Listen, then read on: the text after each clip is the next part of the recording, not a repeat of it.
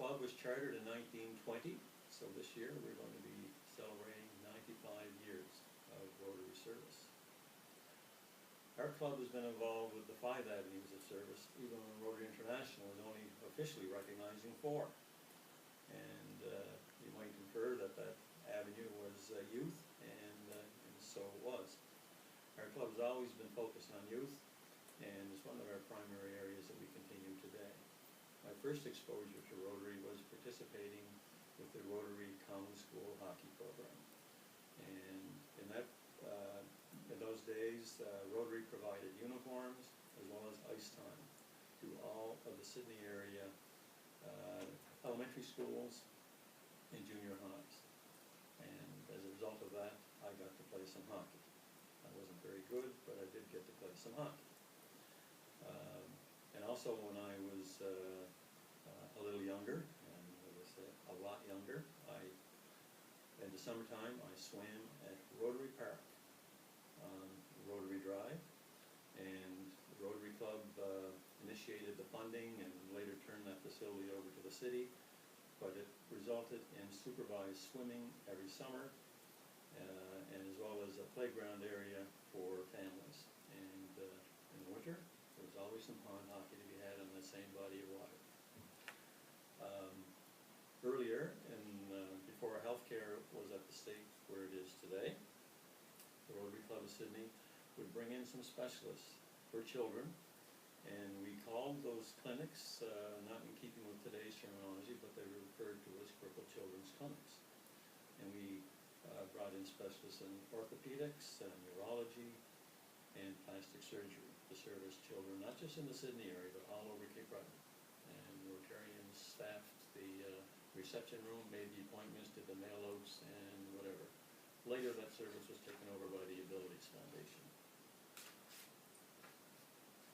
We were also the first Rotary Club in our area to get affiliated with the Easter Seal campaign. Later, again through time, and as support services changed, that also was taken over by the Abilities Foundation. Our club has had a history of being involved with the youth exchange in prior years. In recent years, we've struggled with trying to keep active with that program, and currently we do not have anyone in the program, but we're still involved with other areas of youth, and I'll give you a little more information on them. Our primary focus in recent, let's say relatively recent, last 30 years, has been with Interact. Rotary Club of Sydney has the rights, I guess, entitlement to brag about being the first club to charter an Interact club in all of District 7820. This year, the Interact Club at Riverview will be 30 years old on December the 3rd. So we're very happy. We're going to have a little celebration for them.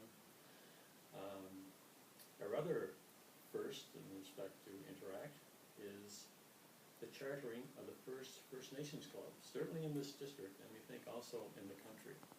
And that club is at Eskasoni, and the members of it are finding an opportunity to volunteer both in the school as well as in the community.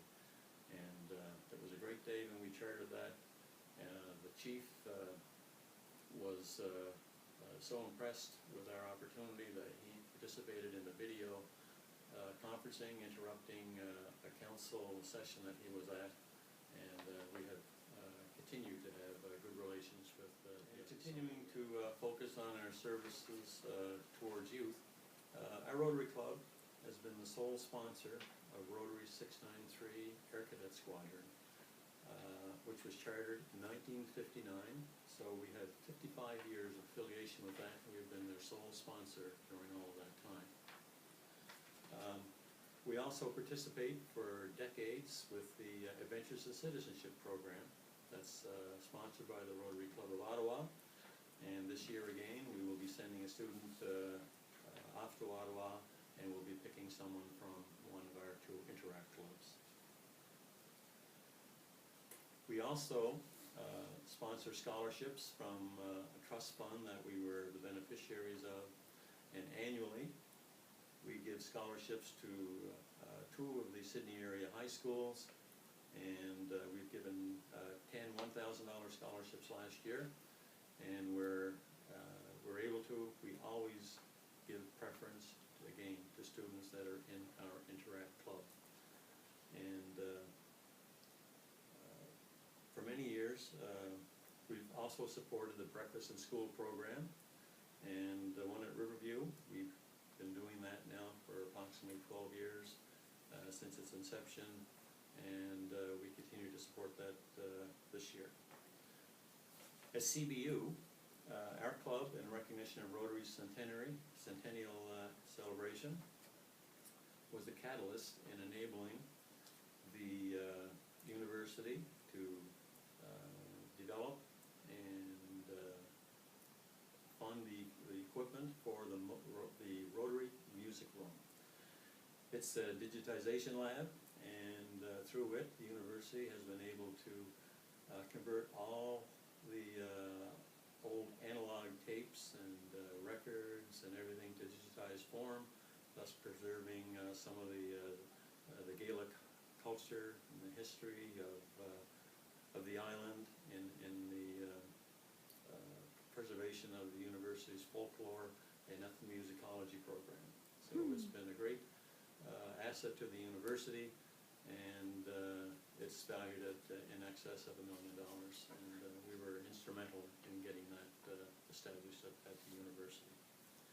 Internationally, we've always participated in the district projects that relate to natural disasters and relief programs that are being responded to around the world by Rotary International. And we've also individually, as a standalone, supported international projects with disaster relief through Shelter Box, as well as we've done some clean water programs through funding wells in third world countries.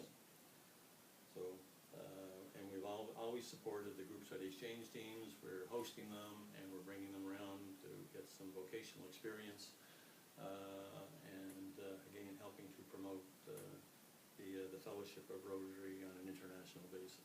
So we're a busy club. We're small, but we do a lot of work.